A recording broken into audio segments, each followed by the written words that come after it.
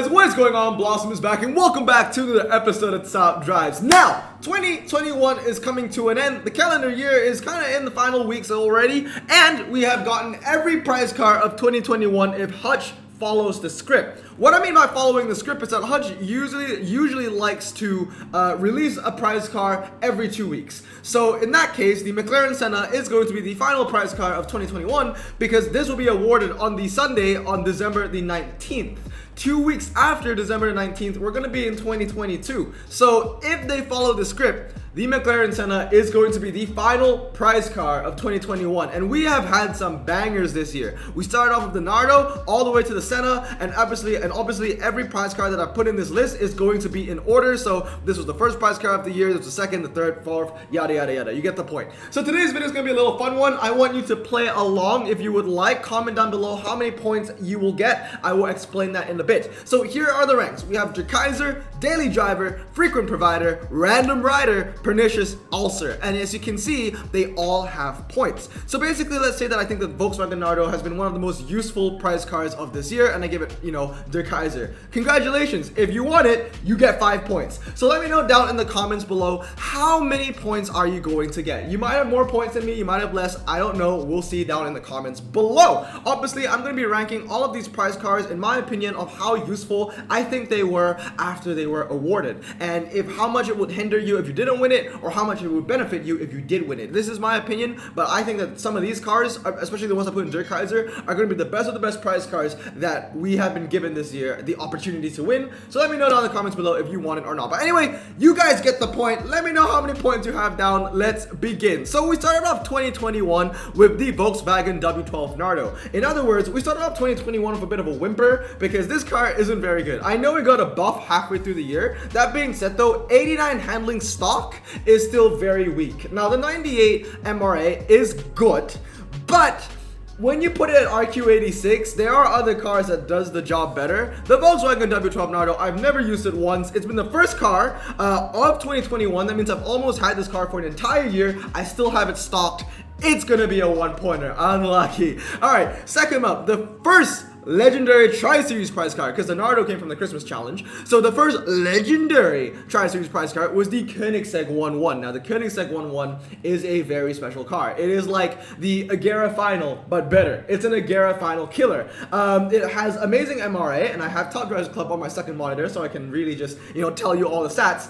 Coming in at 1,360 kilograms, and it has 118 MRA. Also, it handles better than all of the packable Koenigsegg's that you can get. It ain't no Jesko, but it's still a very good prize card to win. I would give it Daily Driver 4-pointer. Next up on the list is going to be the TVR Sibera Speed 6. Now, the TVR Sibera Speed 6 is kind of like the opposite of the Volkswagen Nardo, as in it got a buff, and it was actually, it became useful because before the buff, the TVR and the Nardo, I would say are, both, 1-pointers. But the buff on the TVR Sibera has made it so special because it's still under RQ90. So it's not in that, upper echelon of elite legendaries. That being said, it has a 112 MRA after the buff, 2.90 to 60, and it got a handling buff going from 88 to 90. So not only does it have a 112 MRA, and not only is a very lightweight car coming in at 1,070 kgs, it also has 112 MRA according to Top Drives Club, making this a very, very strong car, especially for 89 RQ. The way I see it, it's a McLaren 12C killer, and everybody has that, making it a very useful car now. Also a 2000s car. I'm actually going to give it Daily Driver, a 4-pointer. That might be a bit controversial, but I think everyone watching the video can at least agree that it is at least a very, very high frequent provider. I'm gonna put it as a low Daily Driver though, because of that buff.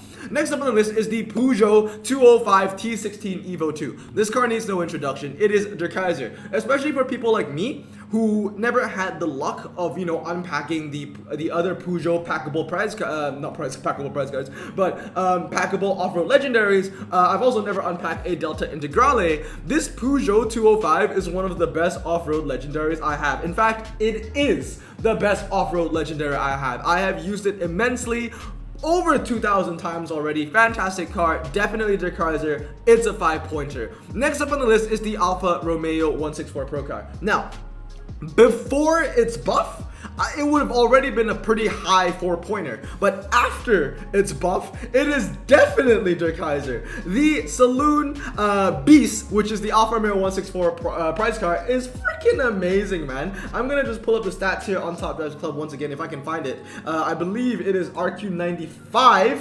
You got an MRA buff, you got a handling buff, and it's 2.10 to 60, 211 top speed. It is incredibly lightweight, coming in at 750 kilograms stock, and it is a saloon. It is also an 80s car, which makes it just gives it so many niches. The Alfa Romeo 164 Pro car is one of the best prize cars given out this year. In fact, I'm gonna move it up, so I'm gonna put it in order. The best, like, Der Kaiser best 5-pointer would be like at the start, and then the worst one would be at the bottom, if that makes sense. So yeah, 164 Pro car, absolutely amazing. Next up is the Mercedes AMG SLS GT3. Now, the handling is very good, 97. However, it did get nerfed, so it did go down to 96, which is kind of sad. That being said, though, it still makes it for a very, very strong car. 96, 3.4, 1,300 kgs. Now, one thing about the AMG SLS GT3 is it is RQ90, so it's kind of borderline of like elite, legendary, and kind of just like not really elite, but still pretty good.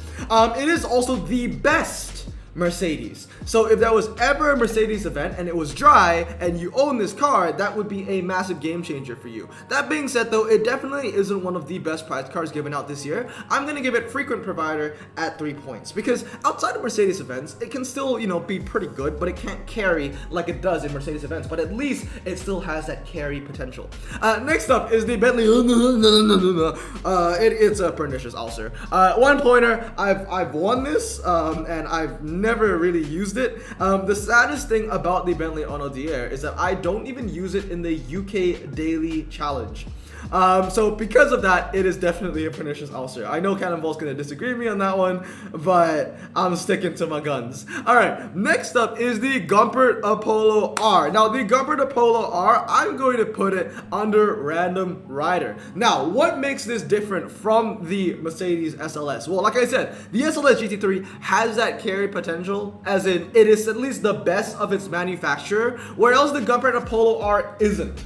It might used to be, but with the introduction of the Apollo Intensa Emozione, the Apollo R isn't really going anywhere, to be honest. And also, it's still not going to be, you know, it's not that close of a competitor to a Porsche 962. Most people would rather go for the Porsche 962 anyway. So let me find the MRA stats of the Gumpert Apollo R. Oh, okay, well, Top Drives Club doesn't have it, so it's just a dash. But it isn't as good as a lot of people think. I've owned this already. I've won this prize car, and I barely ever use it. The only time I used it was in the German daily with the 2 medium ground clearances. That's it. I have not used it anywhere else. And now it's been taken out of rotation, because ever since I won the Apollo Emozione, now I'm using this and the Porsche 935, and then like the 918, and then 2 mediums. So that has been out. So for that, I'm gonna give it Random Rider, unfortunate. Next up is the Jaguar XJR 9. Probably my biggest loss of the year, because I genuinely really wanted it and I got 11th place. 112 MRA once again, 96 handling, 2.70 to 60, 245 top speed, and 880. I think that this is a Der Kaiser 5-pointer, but definitely a low Der Kaiser. It's a low Der Kaiser, high daily driver, okay? But I'm gonna put it at the bottom of Der Kaiser, bottom of the 5-pointer range. Next up is the BMW M3 GTR. Now, after the buff that it got, actually made it very, very good. 95 handling stock is really good. I'm gonna put it in frequent provider. Now, what makes the BMW M3 GTR so special is that you're getting really great base stats, handling 0 to 60, also a pretty lightweight car, for a very cheap RQ. If I remember correctly, I think it's only RQ 85, isn't it? Let me once again consult to the beautiful Top Drives Club on my other Discord. Not my other Discord, but other monitor. I can't, yeah, already 85. It's light, 1,111 kgs, 94 MRA, 3.40 to 60 at 95 handling for only 85 RQ. I think that is a great deal and is definitely a frequent provider. I have used it multiple times. Next up is the Pagani Zonda. That's pernicious ulcer. Probably the worst tri-series of this year, because not only is that a horrible price car, it also had horrible requirements, if I remember correctly. But I think the worst requirements of the year might have gone to the SLS GT3 because Acura, but you know, to each his own. Next up is the Porsche 911 GT1 road car. Now the Porsche 911 GT1 road car is also going to be pernicious also. It has the 90s niche, which is pretty nice, but so does the Bentley, and I never use them both equally. To be fair, the GT1 road car has won me a qualifiers before, as in like it got me a top 10 finish, getting me a carbon fiber, but at the same time, I've owned this car for about 4 years now, and it's only won me about 1 carbon fiber, 1 or 2 give or take. Maybe I had another one down the line, but you know, you're just not getting, you know, 2 carbon fibers for 4 years. Is that really worth it? Not really. So definitely a pernicious ulcer. It is a 1-pointer in my opinion. Next up is going to be the Koenigsegg Jesko Absolute. This is going to be Der Kaiser right here. This thing, I mean, full stop, is a Bugatti killer. It is the best testable car in the game, full stop. Even if they release the other Jesko or even the Yamera, which everybody wants, the Jesko Absolute is still going to be both those cars on the testable, most likely on a 1 mile and a half mile as well, depending on what the MRA on the Jesko is. But the Jesko Absolute should have better MRA. That thing is absolutely ridiculous. Now, the only weak thing about the Jesko Absolute would be the handling. 90 handling stock, but it really doesn't matter. It's a dragster. This is a, you know, a Dodge Demon on absolute steroids. 121.22 MRA, 330 miles per hour for top speed. That combination is death for anyone that doesn't have it. It will kill Bugattis. It has killed Bugattis, and I always use my Jesko Absolute. I want to max mine out. It's just that I haven't found an opportunity to do so. That is definitely a 5-pointer. Next up is the Chrysler ME412. That is going to be a random rider at 2 points. I have seen moments where I need it, mainly American testable if you don't have the SEG. So, you know, it has a very good top speed. The MRI is okay, but the handling is pretty bad. And, you know, it's still just not as useful as a lot of the cars that you will see later and a lot of the cars I've already ranked. Next up is the Citroen GT. The Citroen GT, once again, is going to be a random rider. It has, you know, it's okay for an 86. The worst thing about this car is that 0 to 60. The 0 to 60 on the Citroen GT really weighs it down because 3.5 seconds is atrocious. That being said though, it is capable of hitting 100 handling. It has over 200 miles per hour for a top speed, and it has a 107 MRA. So, you know, when you think about it, for an RQ86, it's actually not that bad. It's just the 0 to 60 that really weighs it down. In fact, thinking about it, it has the 2008 tag. It has the concept tag. There's a bit of niches over there. I'm actually going to move it up to frequent provider. I think it's a 3-pointer. Next up is the Lancia LC2. Now, this is basically the Italian Porsche 962. A 4-pointer for sure. It has bonkers MRA, very high top speed, 2.70 to 60, and it is also capable of handling very well. So over here, it weighs only 850 kgs and has a 106 MRA. Very good car, Porsche 962 killer. So that is its main niche, but it's still going to pale in comparison to cars like the XJR9 or the FAP or the IDR, etc., etc. Next up, talking about the FAP, is the FAP. Now, the FAP, oh, where am I going to put the FAP? I think it is a very high tier 4-pointer. Yes, I know, a lot of controversy. A lot of people might think it's a 5-pointer. It definitely was a 5-pointer when it came out in July, but with the addition of the IDR and the 905B being given out, I cannot put the FAP in tier 5 anymore, or tier 1 5-pointer anymore. It definitely is the highest point daily driver, or the highest ranked 4-pointer, but unfortunately, it just fails in comparison. And why am I ranking it over the XJR9? Why is that? Because it beats the XJR9 everywhere in the twisties. That is true. But at least the XJR9 has, you know, the testable. It has the MRA. Because the XJR9, if I just find it correctly, it has, I think, 112. So the Peugeot, 96 MRA. And the XJR9, 112 MRA. That is actually night and day difference. Also a much higher top speed on the XJR9. Now, next up is going to be the McLaren P1 GTR, and that is also going to be daily driver. In fact, I'm actually going to put it behind the TVR. Yeah, the LC2 deserves to stay there. How far the P1 GTR has fallen. There was a time in Top Drives when the P1 GTR was basically the cream of the crop. That and the Bugatti Chiron Sport was all you needed. But now, that isn't the case anymore, because we just talked about the FAP. The FAP is better than the P1 GTR, and there are a lot of other prize cars in the game that would put the P1 GTR behind. And also, it got the what is it? The nerf. So that made it even worse. I still think it's a 4-pointer. You can still get a lot of value out of the P1 GTR, but it definitely wasn't what it used to be. Next up is the Ram Rebel TRX. Oh, baby. The Ram Rebel TRX is fantastic. You are getting amazing stats. 4-wheel drive, high ground clearance, off-road tires, handles pretty well. It is a Raptor killer, and unlike all the legendaries that we've ranked, it's very easy to upgrade because it is an epic. So you don't need epics to max it out. You only need ultra rares, which makes it 100 times easier to max than a legendary. I've even maxed my Ram. I maxed it immediately without skipping any time. So about like 2 days. Absolutely fantastic car. Definitely 5-pointer. Next up is the Chevrolet Corvette Z06. Now the Chevrolet Corvette Z06 is going to be random rider. It's kind of like the Mercedes SLS GT3, as in like it's one of the best cars of its niche, but the Mercedes is the best car in its brand. The Chevy isn't, because of the ZR1. So because of that, it's going to be a random rider because it still has some value, especially if it's Chevrolet in clubs. That's going to be a very good car to use, but it isn't the best. Next up is the Bentley. I mean, if I could make a 0-pointer, you know what? I'm sorry. If you want the Bentley, bro, I'm just going to give you 0 points. I want it too, but like, it's just so bad. So I'm going to add a row below. I think that the Bentley is probably the worst car given out this year. If I find a worse one, I might change it. But yeah, Bentley, 0 points. Okay, I will put it down there. So if you want the Bentley, you get no points. Alright, next up is the BMW M3 GTS. That is also going to be a 1-pointer. There is a reason why Hutch has allowed me to win it again.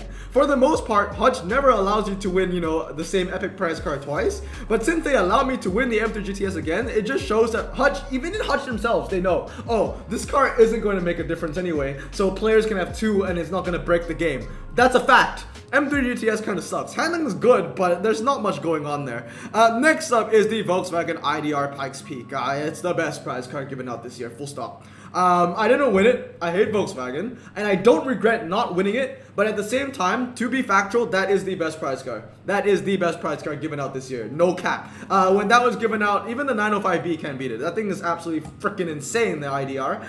What are the stats on the IDR? Because I don't have it by heart. It has 126 MRA. 126. That's more than the Yesco. I get it. Low top speed, so it's still not going to beat the Yesco anywhere. But 2.10 to 60. Okay, so it is going to beat the Yesco in a quarter mile. And 99 handling as well. I mean, it's freaking insane. Before the buff, as you can tell, it wasn't that good. 93 handling, 2.2 all-surface tires. It wasn't that great. But now after the buff, this thing is one of the best cars in the game. Maybe I'll get it on the rerun, but definitely is the best car given out this year. Next up is the Dodge Viper. Ah, this hurts. This hurts. I'm gonna put it in it's a 2-pointer, Chief. I love the car, but it's a 2-pointer. The thing is, ever since I won this Viper, there have been 2 American Frontier events, and both of them have been wet. If you remember, it was the one where one was like forward and you could use like the flex and the fusion, and the other one I was just using my Vipers because it was all wet and a demon. Yeah, it's just I haven't used it. I have it at 2 stars, and the only time I've actually used my Viper is in clubs. So unfortunately, it is a 2-pointer. I wouldn't say it's a low-end 2-pointer, but it's a 2-pointer. All right, next up is the Funky Bunch, the cars that have been completely devalued because Hutch gave them out all year. The Carrera, the MC12, and the CN. The Carrera GT is going to be a random rider because at least it's still one of the best in the 2003 category. The MC12 Stradale as well is also a random rider. I mean, both of these were probably the best options. The CN is a 1-pointer. The only thing it has going for it is the concept tag. Outside of that, it is useless. The handling is atrocious. The 0 to 60 is atrocious. And the top speed just, I mean, it's okay, but it's just not high enough. I mean, 217 when you compare it to like, what, 248? What else have we got? 218? I mean, it's like one more. 330, 240, 280, 225, 217. I mean, it's tight. But anyway, with that 0 to 60 and the MRA on the CN, I mean, it's okay as well. It's just not a very good car. It's 104 MRA, but that 0 to 60 is very, very bad, and the handling is also very, very bad. I'm gonna give it a 1-pointer. Might be a bit harsh, so I'm gonna put it like at the top. I need to do this, right? I need to do the ranking for this. I think I'll put the Honda DR over here. I'll put the road car over here. Nardo can stay, Zonda, and the M3 can stay. And then is this in order? This seems to be in order. This also seems to be in order. That seems to be okay. Cool. Next up is the Dakar. Dakar is a 4-pointer because it has one very important trump card. high ground clearance. Right, the Peugeot 205 T16, yes, it handles better. Yes, it has a lower 0 to 60. Yes, it has a higher top speed, but it's medium. So the 959 Dakar is a car that you would like to use, and also it has pretty decent MRA. So it's a car that you kind of want to use on hill climbs and motocross. So it does have its niche, and it's actually a pretty strong niche. It is a car that I do use quite often, to be honest. But that being said, I also don't have a lot of off-roaders in my garage. What is the MRI on this, actually? I want to check this out. I'm very curious to see. Is it 87 RQ? I don't see it listed in Top Drives Club unless it got bumped down to 85. Yeah, 72 MRA. I mean, for all the off-road tire cars and four-wheel drive, that's actually not too bad. Also, moving on now is the Ford GTX1. That's going to be random rider. I'm going to put it above the Corvette, but behind the Chrysler. The main thing about this GTX1 is the 0 to 60 is okay for 84 handling. 84 MRA. 84 RQ. But the main thing about it is the 100 MRA. So it's a bit better than the CN in my opinion, because 3.3 and 3.6 night and day also handles a little better. Although the CN has a slightly better MRA by like 2, I think. Yeah, the CN is by 4, because the GTX Ford is 100 and the CN is 104. The top speed is just about the same. I would rather take the lower 0 to 60 and the better handling any day. So it's going to be above Random Rider. It's not a very high rank 2-pointer, but it deserves to be there. Next one is the Porsche 918. This one's going to be a little bit controversial. I really want to put it in frequent provider, and I think I'm going to stick to that. It's a high 3-pointer, perhaps a low 4-pointer, but like I said so many times, how far has the Porsche 918 fallen? It's not that good. It has 104 MRA, but for 100 RQ, the expectations are through the roof. 2.5 0 to 60 is good. 218 top speed is relatively high. I mean, it's high, but it's not high for RQ100. When you think about it, other cars, I'm going to put it in comparison to the Rimac, 258, Chimera, 249, Chiron Sport, 261, Pagani Zonda Revolution, 238, 218 is nothing for 100 RQ. So very, very high expectations for the Porsche 918, and it just doesn't really fit the bill. 94 handling as well. It's okay, but you'll need to put some upgrades into it for it to compete with some of the slick tire beasts. Yes, I know you can argue that you can use it in the rain, but I'm really comparing to the Porsche 918 to what it used to be, and it just isn't as good as it used to be at all. So yes, I think it's a bit harsh to put it in the 3-pointer category. Maybe it's a low pointer 4-pointer. It's a low rank 4-pointer.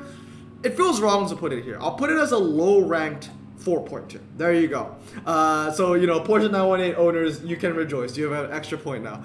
Next one is the 905. 905 is a pretty easy decision. That is also going to be a 5-pointer, and I'm going to put it right behind the Yesco.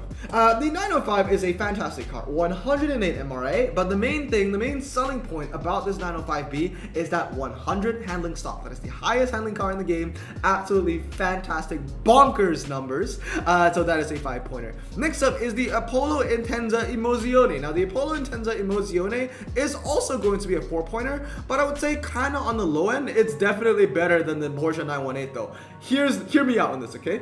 The Porsche 918 is heavy, all right, and it has 94 handling stock at 2.50 to 60. The Apollo Intenza Emozione isn't heavy. Let me just find it real quick. It is RQ96. Yes, it's 400 kgs lighter. It has 3 more handling, and only, very minute differences in the 0 to 60, 2.5, 2.6. What I'm trying to say here is that when it comes to twisty dry, Apollo Intenza Emozione is going to beat the 918 everywhere. So because of that, I think it's actually the better German performance tire car, if you disregard drivetrain altogether, which is very rare when you actually need a 4-wheel drive car. So because of that, I'm going to put it in daily driver 4 points above the 918. You see what I mean? Because the Apollo, I know a lot of people will think, oh, it's like, a high 3-pointer, low 4-pointer. That's how I feel about the 918. That's why I feel like I shouldn't put it here, because this is still better than 918. So if you think that this should be a 3-pointer, then this definitely should be a 3-pointer. You know what I mean? But I'm going to put them both at the bottom end of 4 points.